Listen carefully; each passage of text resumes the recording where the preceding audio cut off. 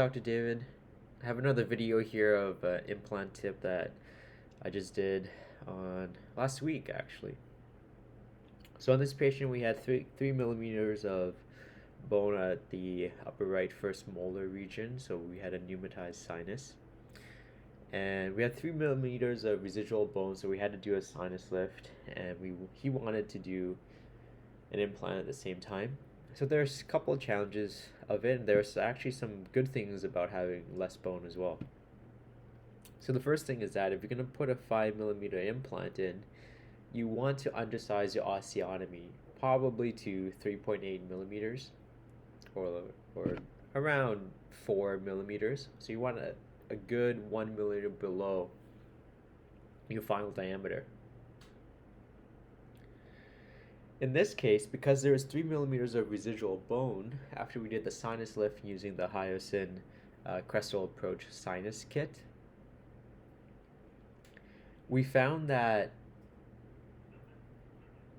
I was going in at the wrong angulation. Well, the angulation tricked me a little bit. His upper arch is actually very wide, and the teeth are not as vertical as you would expect. They do procline a bit more, even at the molar region. So it threw me off a little bit.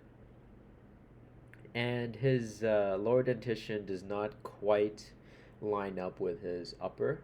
So a couple of things I did. In this video right now, in this screen where it's paused, I've already placed the implant, and the angulation is a little bit too vertical, which I did not like. So I wanted to change the angulation a little bit to match his upper dentition a little bit better, so that way the implant is coming out through the central grooves of the nearby teeth. You'll also notice that his second premolar is not fully restored. We'll get to that in the future. And he's missing a first premolar in the upper right as well. So we'll play the video. And this is when I start to max out my torque at 50 Newton centimeters on my motor. We only have about 50 Newton centimeters. We can't go up to 80, unfortunately. And so after that, I had to hand torque it. You can see the implant head right there. So this is my mirror looking at the molar central groove, so where that amalgam is, lines up with the implant, center of the implant, and then the central groove of the second premolar, and then lining up with the canine here. So I'm taking a look. Things line up pretty well. I place my hand driver in.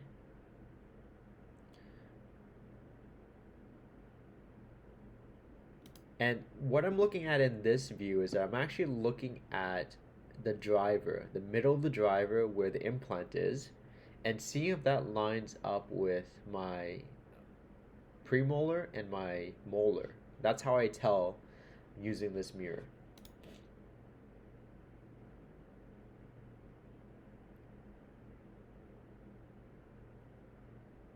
I'm torquing it in a little bit further.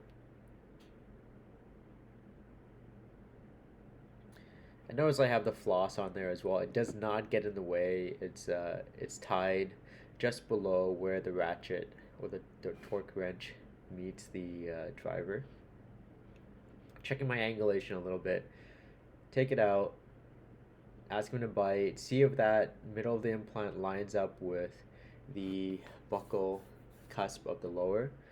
And here I ask him to very slowly close down, not to bite down all the way.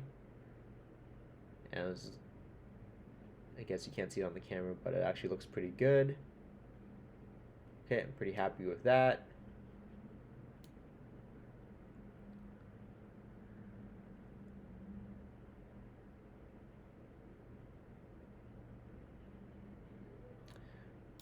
So what I do here is that I did notice it was a little bit off to too far to the lingual. So what I did was that I backed it out, and now I'm torquing it back in, but I'm pulling the coronal portion of my torque driver towards the buckle. So I'm basically putting root torque on the implant towards the lingual. And by doing that, I'm able to change angulation. And this only works because you can see me pulling a little bit now. And I'm pulling this direction. And instead of ratcheting my torque wrench all the way down to here and then torquing it all the way around, that would actually pull my implant to where I might not want it to be.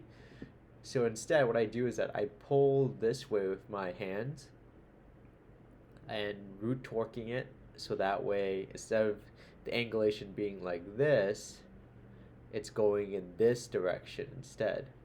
So that way the implant is kicking towards the lingual, and my torque driver here, it's going towards the buckle. Okay, now that I have it towards that direction, towards the buckle, my range of motion for my torque is only between here to here. That way I'm keeping the vector of the forces towards the buckle and not accidentally torquing it all the way around and accidentally pulling it towards the mesial instead. That's not what we want. We want to keep it in this exact position. So you'll see my range of motion not going all the way towards the mesial. Probably range is 15-20 degrees. So now I'm pretty happy with my positioning. Now see, if I had pulled my torque wrench all the way towards his nostril, there's a higher chance that I would then lose my buccal inclination and I would then lead towards the mesial. Okay, I'm checking it again. Putting in just the driver, spinning it in. And you can see my headlamp getting in the way there. But I'm pretty happy with that final position.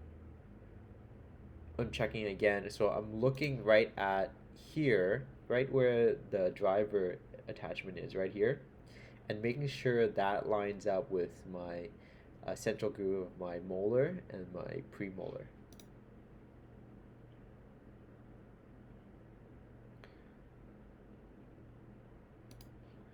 And you saw a little bit of saliva right there.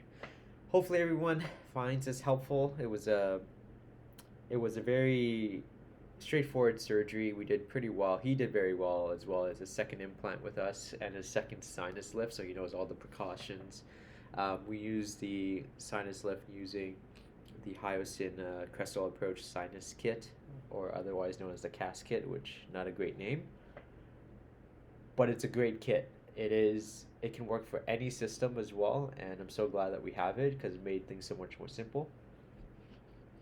Hopefully you liked the video. Let me know what you think and if these tips help.